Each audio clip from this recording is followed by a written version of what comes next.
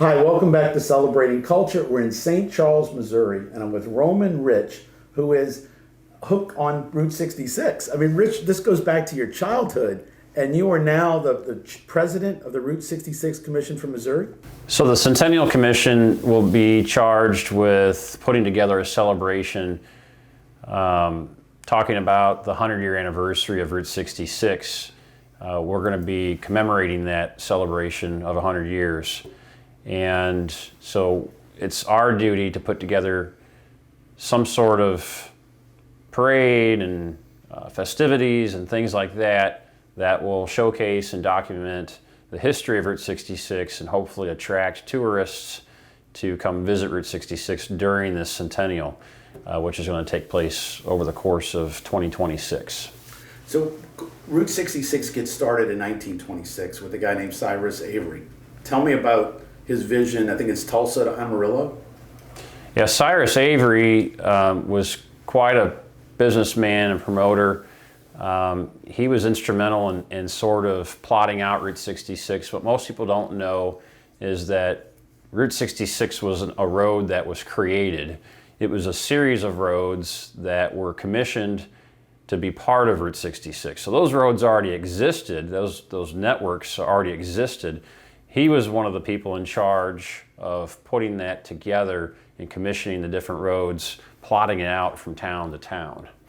And when they couldn't get Highway 60, they settled for 66. And there's a big, huge discussion about a governor in Virginia or Kentucky that argued about, well, this route going from Chicago to Los Angeles isn't a coast-to-coast highway, so they should not get such a prominent number like 60, and that's where 66 came from. Tell me a little bit about yourself. And you said in 2002 you get started and you have this EFI thing now with Route 66? Yeah.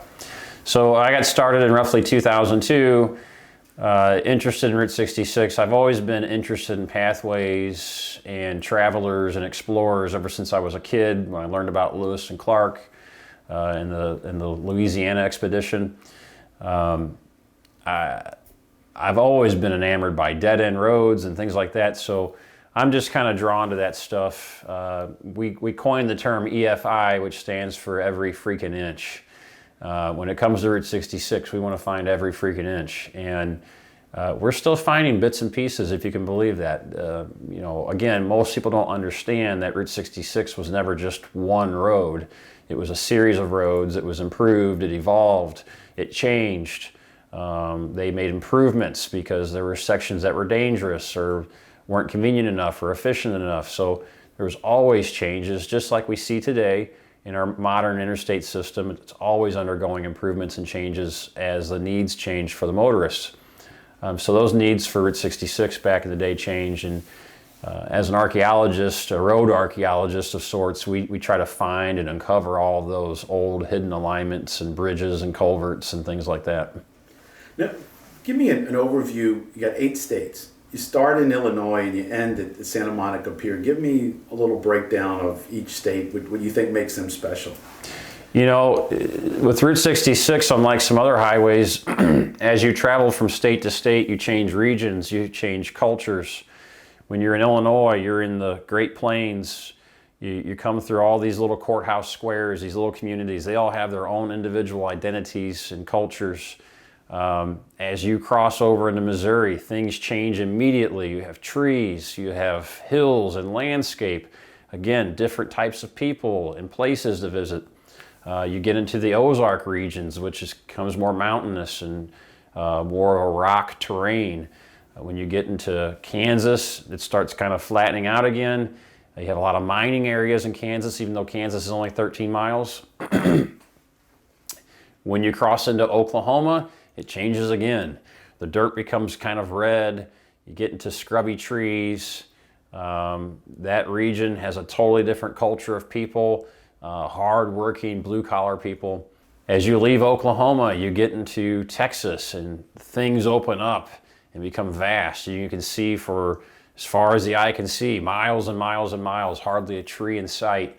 And you start reaching, somewhat of the high plains desert. And as you transition into New Mexico, that becomes more apparent, and you start hitting these beautiful plateaus where you start to see different colors and variations in the soils. Again, the people change.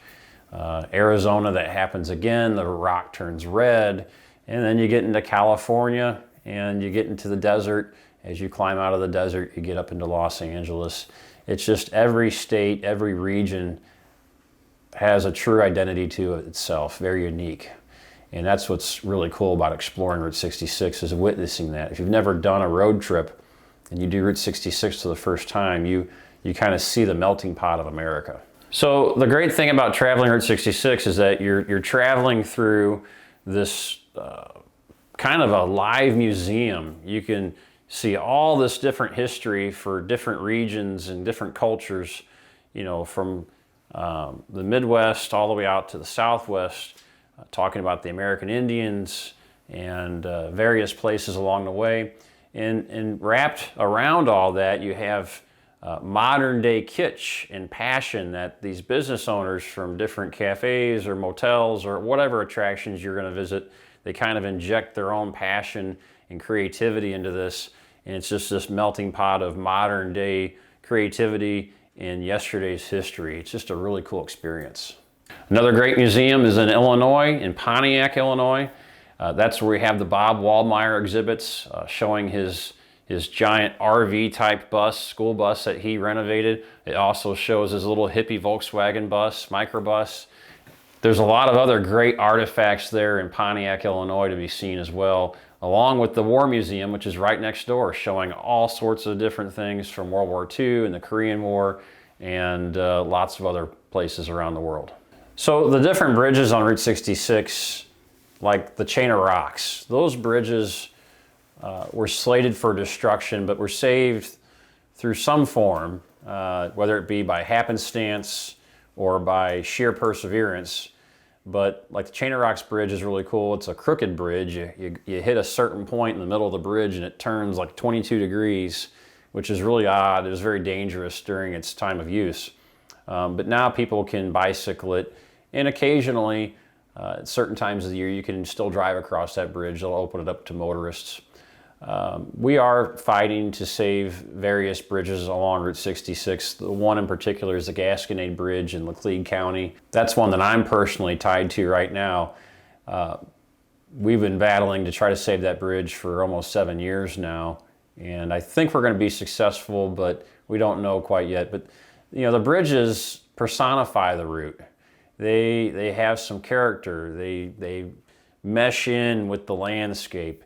Today's modern bridges are just slabs of concrete. They don't have any artistic form to them whatsoever. There's no sort of artisan craftsmanship to those bridges. So seeing these old steel truss bridges, or even these old kind of Gothic style concrete bridges with open spandrels and stuff, those are really beautiful and very intriguing for tourists to look at, and we're trying to save those and preserve them for future interest in Route 66.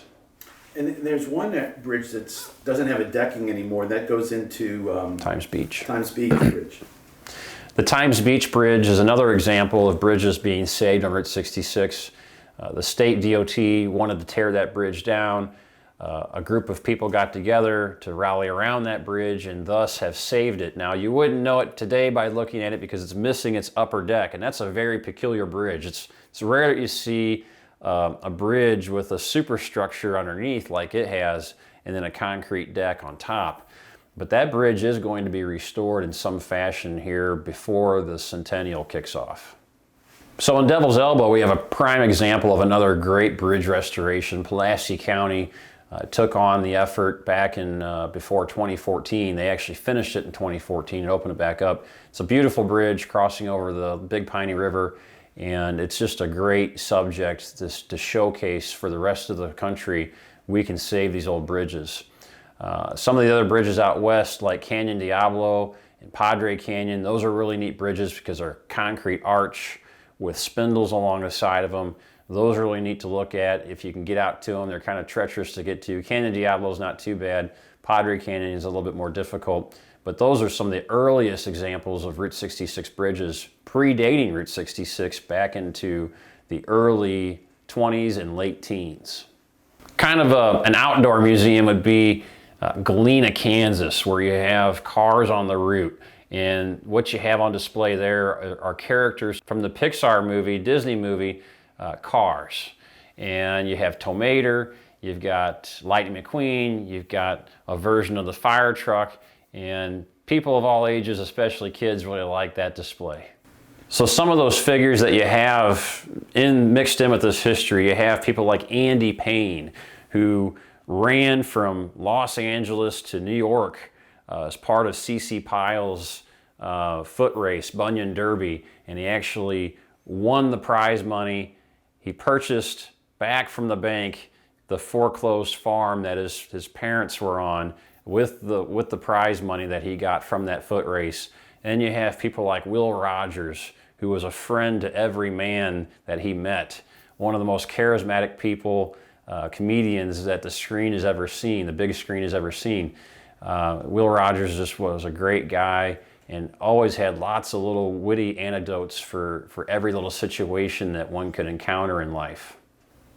We're talking about Oklahoma, and for you baseball fans out there, we've got the birthplace of Mickey Mantle, which is in Commerce, Oklahoma, and you can still see the backdrop that he used along the shed right next to his house where he used to play ball with his dad. He used to practice pitching and hitting right there in the little bit of yard there in Commerce, Oklahoma. It's just neat because you can see it, feel it, touch it right where he used to play.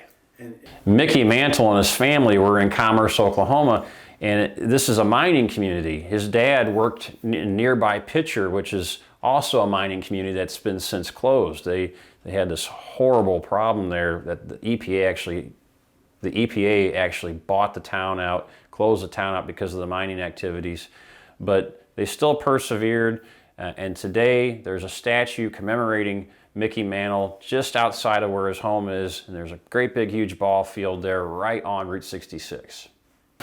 So one of the best museums that we have is in Clinton, Oklahoma, where Pat Smith is a director and curator. They've got this huge display ranging from decades, the progression of Route 66 through Oklahoma. In Elk City, Oklahoma, you have the National Route 66 Museum, which spotlights various forms of Route 66 from all over the country. So the Blue Swallow Motel, as depicted in my shirt, is probably one of the most popular motor courts or motels, not only on Route 66, but in the world. People come from all over the world and reserve rooms here months and months in advance just so they can stay at one of the neatest looking neon signs that you can find all on Route 66. It's a beautiful little motor court. It's been well preserved and well taken care of, and it's definitely a must stay. And then one of your favorite places is the Hill outside of Santa Fe. That gets started around 1926 as well. Yeah, La Bajada Hill, as you describe it, south of Santa Fe, is an escarpment. It's a drop-dead drop-off. You're just driving along and then there's this drop-off. And that's what La Bajada Hill is. When you see these old-time photos with the switchbacks and cars going back and forth down the hill, you think of La Bajada. And that pathway dates back to the first explorers of North America. That pathway dates back to the conquistadors. I mean, that has been used by generations of people, not just motorists. But La Bajada Hill was incorporated into that 1926 alignment of Route 66. It must have been incredible for a car of that era to try to navigate that hill. Yeah, there were a lot of accounts discussing the hill. The hill was notorious. In fact, I've got an image of one of the signs here that was placed at the top of the hill here in my collection, warning people when you descend down the hill. It says this hill is not foolproof, but anyone who with any sanity can drive it just fine. You just have to be careful. Along those lines of context. But yeah, the La Bajada Hill was talked about by many people, including Emily Post in her book called By Motor to the Golden Gate, I think is what it is. Emily Post was one of the first female, her and another female, two females, traversed all the way from New York to San Francisco, utilizing part of what would end up becoming Route 66 back in the teens. And they had all these warning signs about La Bajada Hill and people warning them, oh, be careful when you get to La Bajada Hill, it's going to be crazy. She later writes in her book that it was a breeze. It wasn't that big of a deal. They just drove down the hill. Right now, I found when driving it to it is actually 7.5 miles of dirt road with some steep ruts. Yeah. So it's not, you can get to it today, but it's a little bit of a challenge. Yeah, it's not impossible. And prior to the entities that run La Bajada Hill closing it used to be quite an enjoyable feat to get out there and go see it and drive down it. I've driven up and down it probably a dozen times. That's not possible to do today. They've got it closed off and gated. And the 3 different entities that run it, one of which is not interested in seeing people drive on it anymore. The other 2 would like to see that. So they're in discussions, but you know, that takes a while. And it's actually, it's a neat part. Santa Fe was part of Route 66, and then the governor got upset and cut it off. Yeah, that happened in the late 30s. They were already building a road to somewhat bypass Santa Fe from Santa Rosa over to Albuquerque. But the governor at the time was so upset with the people up in Santa Fe because I guess he knew he was going to lose the election or something.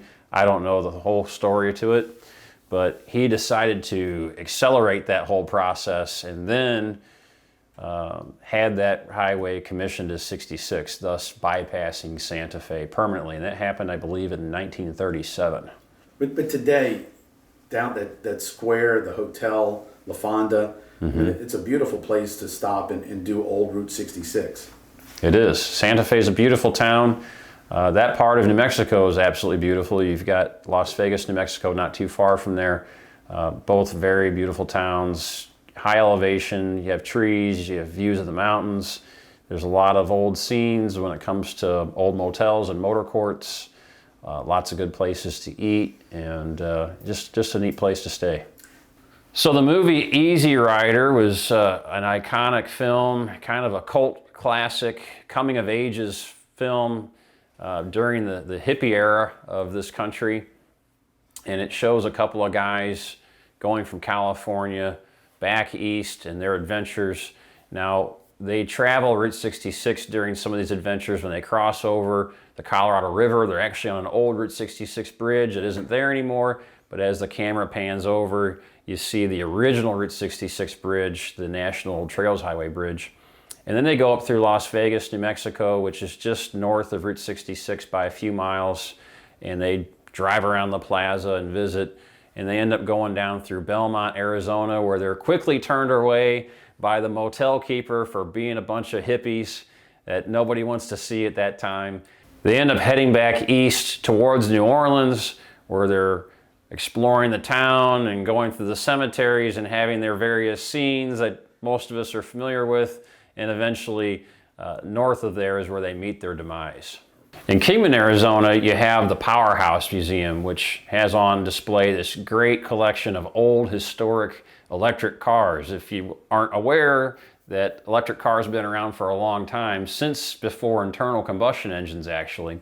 They also have this great exhibit displaying the Grapes of Wrath, and that was one of the most iconic movies that identified Route 66 with the Dust Bowl movement of the Okies and the Arkies as they fled to the west generally to escape the dust and all the destruction it left behind, usually destroying the farms and the livelihoods of the farmers.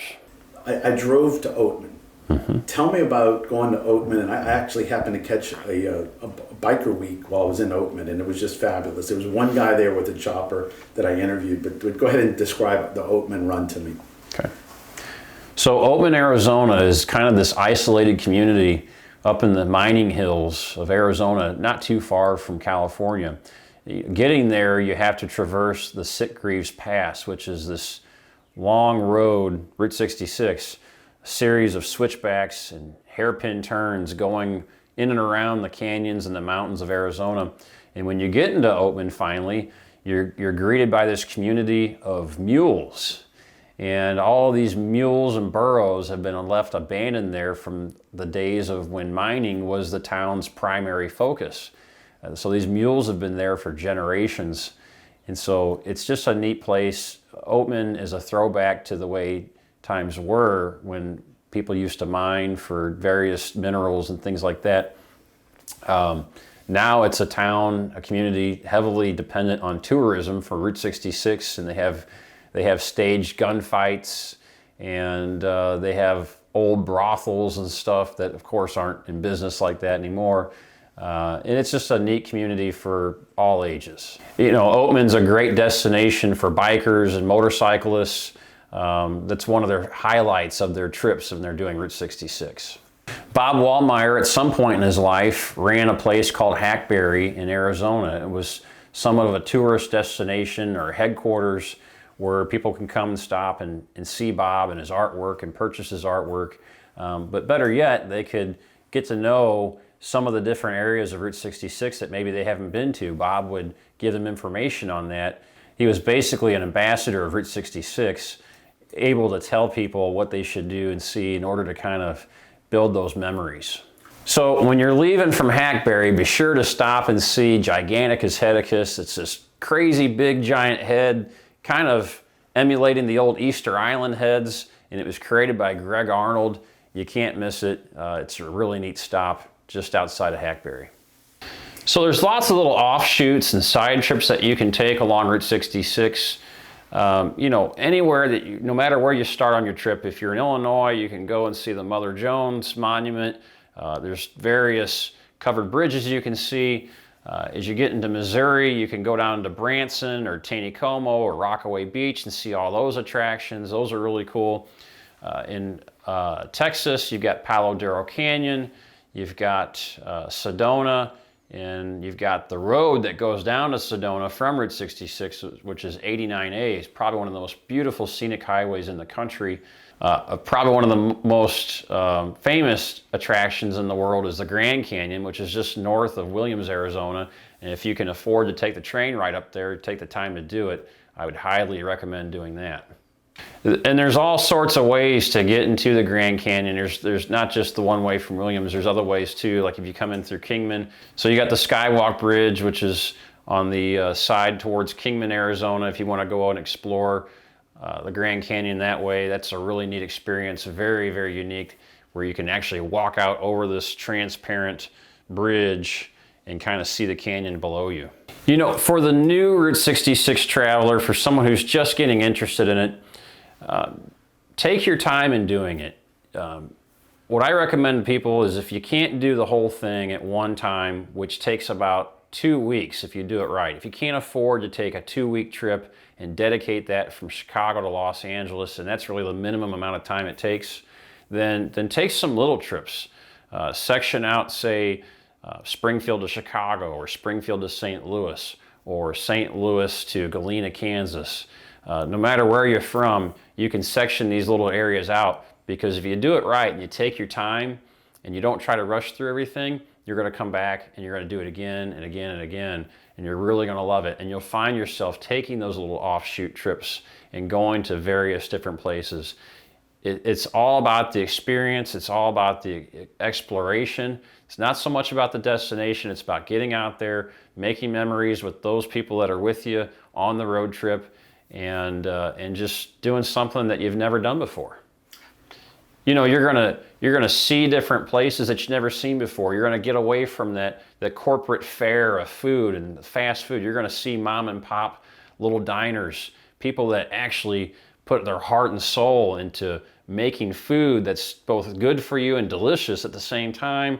Or you just never know. You're gonna have different creations, like people that make pies, or people that make the biggest cheeseburgers, or some sort of special pizza. You're gonna find all those unique experiences that aren't available in the homogenized corporate style of dining.